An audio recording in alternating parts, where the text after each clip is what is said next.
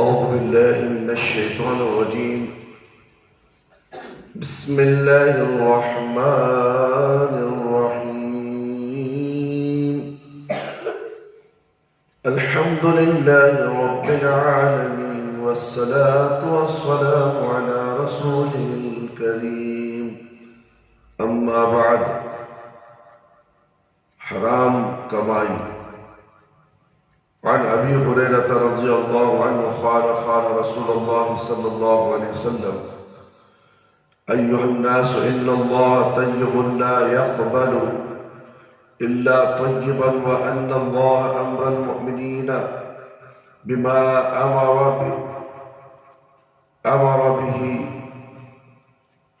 أمر به المرسلين، فقال: يا أيها الرسول كلوا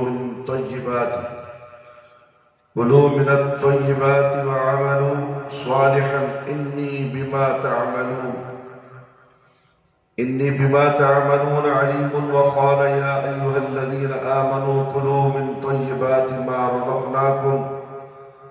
ثم ذكر الرجل يطيل السفر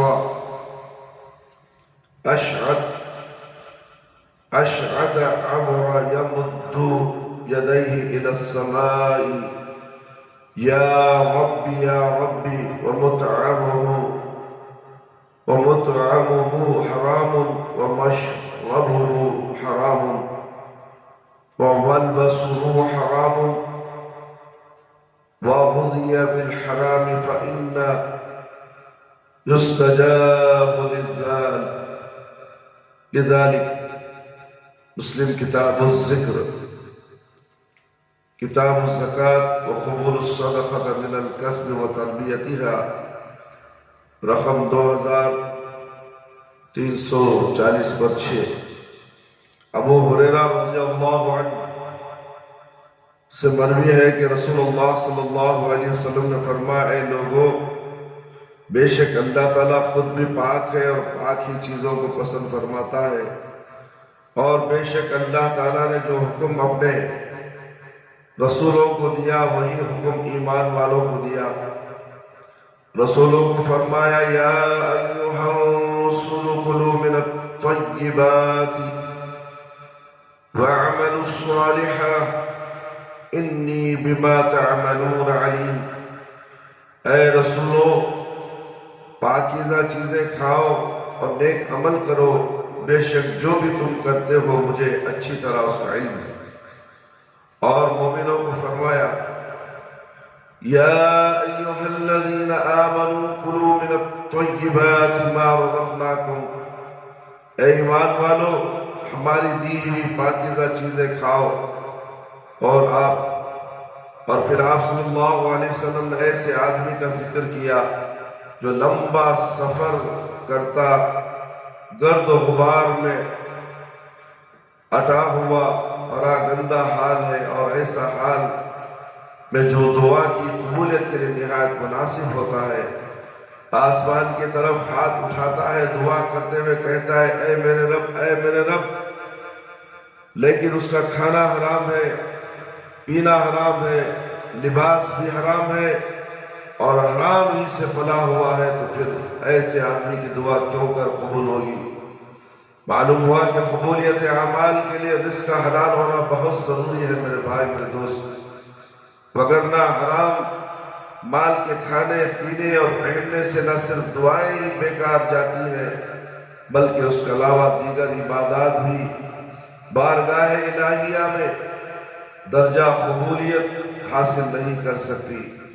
وعن ابی ہریرہ رضی اللہ عنہ قال قال رسول اللہ صلی اللہ علیہ وسلم: من تصدق بعدل تمرة من كسب طيب ولا يقبل الله إلا الطيب فإن الله يتقبلها بيمينه ثم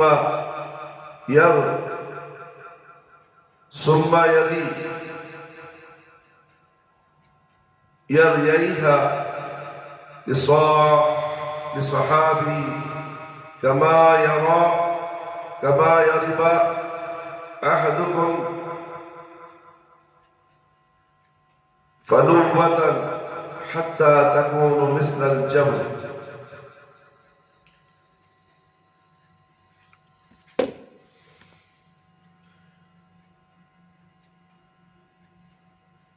ثم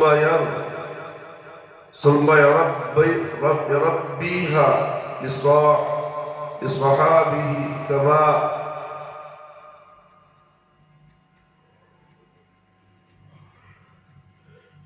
كما يربي أحدكم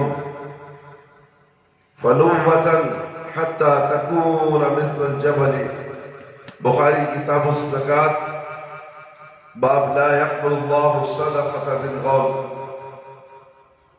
ابو ہریرہ رضی اللہ عنہ وہ بیان کرتے ہیں کہ رسول اللہ صلی اللہ علیہ وسلم نے فرمایا، جو شخص حلال کمائی سے ایک کھجور کے برابر صدقہ کرے اور اللہ تعالیٰ صرف حلال کمائی کے ہی صدقے کو قبول کرتا ہے، حرام کمائی سے نہیں، تو اللہ تعالیٰ اسے اپنے دائیں ہاتھ سے پکڑ لیتا ہے، پھر صدقہ کرنے والے کے فائدے کے لیے اس میں زیادتی کرتا ہے. بلکہ اسی طرح جیسے تم میں سے کوئی ایک اپنے جانور کے بچے کو کھلا پلا کر بڑھاتا ہے یہاں تک کہ اس کا صدقہ پہاڑ کے برابر ہو جاتا ہے. وعن ابی ہریرہ قال قال رسول اللہ صلی اللہ علیہ وسلم اذا عديت زكاة مالك فقد قضيت ما عليك فيه، ومن جمع مالا حراما ثم تصدق به لم يكن له فيه اجر وكان اسره عليه. صحیح ابن ماجہ کی روایت ہے. ابو ہریرہ رضی اللہ عنہ بیان فرماتے ہیں کہ رسول اللہ صلی اللہ علیہ وسلم نے فرمایا، جب تو اپنے مال کی زکوٰۃ ادا کر دی بس تحقیق تو نے پورا کر دیا. زکوٰۃ کو جو تجھ پر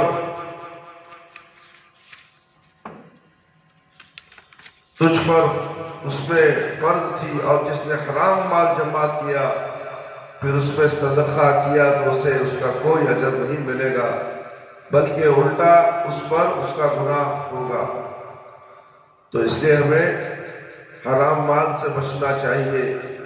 حرام مال اگر ہے، حرام کمائی ہے، حرام پینا، حرام کھانا، حرام پہننا، تمام چیزیں عبادتوں کو ضائع کر دیتی ہیں اور بلا ضرورت کتا پالنا. عن ابی ہریرہ رضی اللہ عنہ قال قال رسول اللہ صلی اللہ علیہ وسلم من امسک كلبا فإنه ينقص كل يوم من عمله خراط إلا كلب حرث أو ماشية. بخاری کتاب الحرث. ابو ہریرہ رضی اللہ عنہ بیان کرتے ہیں کہ رسول اللہ صلی اللہ علیہ وسلم نے فرمایا، جس شخص نے کوئی کتا رکھا یقین جان لو کہ وہ روزانہ اپنے عمل سے ایک خیرات کی کمی کرتا ہے سوائے کھیتی باڑی یا مویشی کتے کے. اخبرنی السائب بن یزید سمع سفیان بن ابی زہیر نبی انه سمع رسول اللہ صلی اللہ علیہ وسلم يقول من اقتنى كلبا لا يغني عنه زرعا ولا زرعا نقص من عمله كل يوم خراط، فقال السائب أنت سمعت هذا من رسول الله صلى الله عليه وسلم؟ قال إي وربي هذه القبلة. بخاری کتاب بداء الخلق.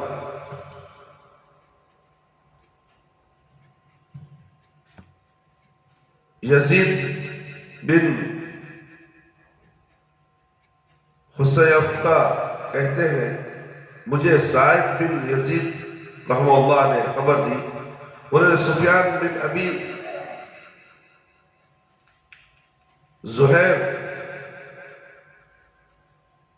سنبی رحمہ اللہ رضی اللہ عنہ سے سنا، انہوں نے رسول اللہ صلی اللہ علیہ وسلم سے سنا، آپ نے فرمایا کہ جس نے کوئی کتا پالا، نہ تو پالنے والے کا مقصد کھیت کی حفاظت ہے اور نہ ہی مویشیوں کی، تو روزانہ اس کے عمل سے ایک خراج ثواب کی کمی ہو جاتی ہے۔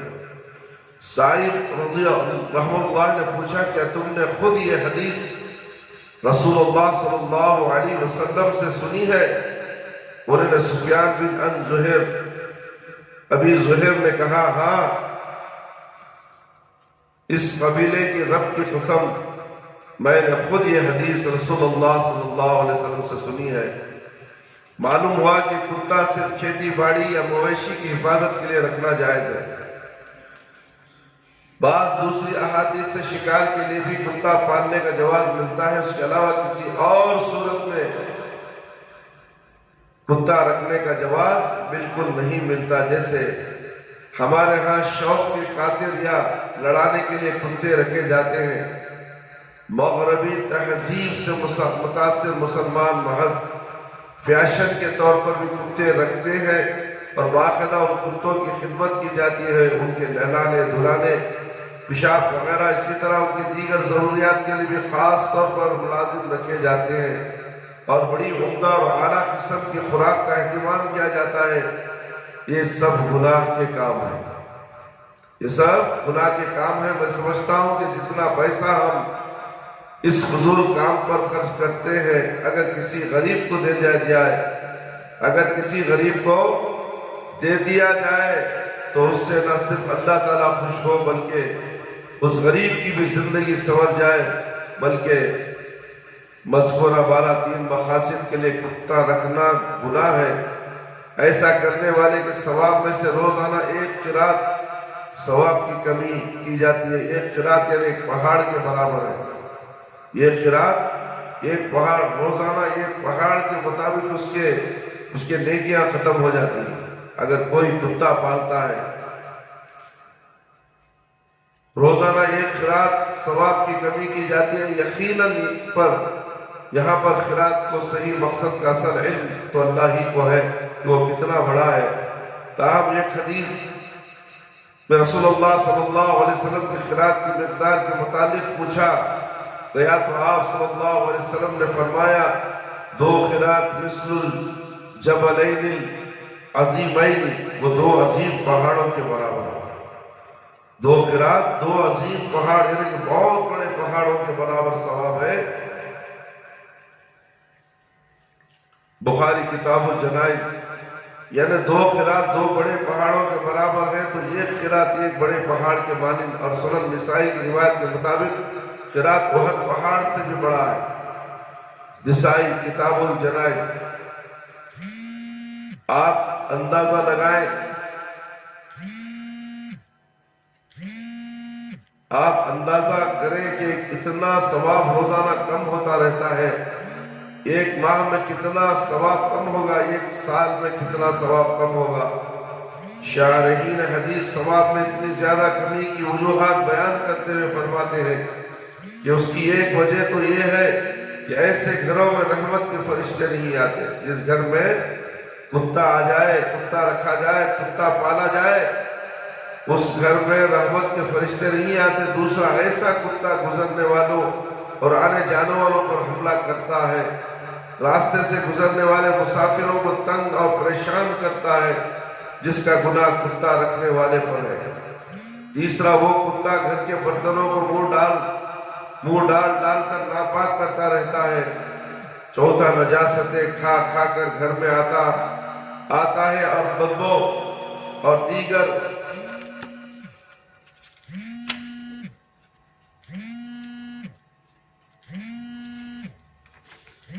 دیگر اپنے ساتھ لاتا ہے، گندگی اپنے ساتھ لاتا ہے۔ اس کے علاوہ اور بھی بہت سی وجوہات ہیں، اس لیے شریعت اسلامی نے گھروں میں بیکار کتے رکھنے پر سختی سے منع کیا گیا ہے۔ بدعت عن عائشہ رضی اللہ عنہا قالت قال رسول اللہ صلی اللہ علیہ وسلم من احدث فی امرنا هذا ما لیس فیہ هو رد۔ بخاری کی روایت ہے، عائشہ رضی اللہ عنہا بیان کرتی ہے کہ رسول اللہ صلی اللہ علیہ وسلم نے فرمایا، جس نے ہمارے اس دین میں کوئی ایسی نئی چیز نکالی جو اس میں نہیں تھی تو وہ مردود ہے۔